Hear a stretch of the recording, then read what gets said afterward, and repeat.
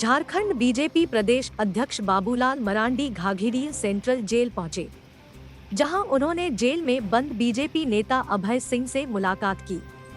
यह मुलाकात बाकी सभी मुलाकातों से अलग थी, क्योंकि हर बार जब कोई भी बड़ा नेता अभय सिंह से मिलने जाता था तो उनके साथ बड़ी संख्या में पार्टी कार्यकर्ता भी मौजूद होते थे।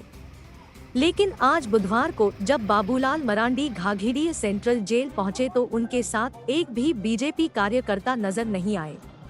बाबूलाल ने कहा कि भले ही अभय सिंह जेल में बंद है, लेकिन शेर तो शेर ही होता है। बच्चा बच्चा को ये पता है कि अभय सिंह को फंसाया गया है और पॉलिटिकल वेंडिक्ट होकर के उनको फंसाया गया है,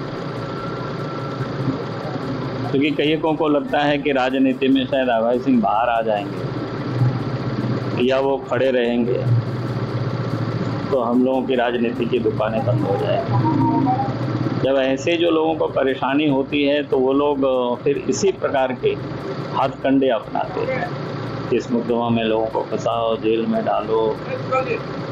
लेकिन आज भी अभय सिंह से मिले कि भाई भले वो आज बोला जेल में बंद है, लेकिन शेर तो शेर ही होता है और शेर फिर जंगल फिर निकलेंगे तो फिर तो समाज के लिए जो काम करता है वो समाज जीवन में वो काम करता है, वो तो करते ही है।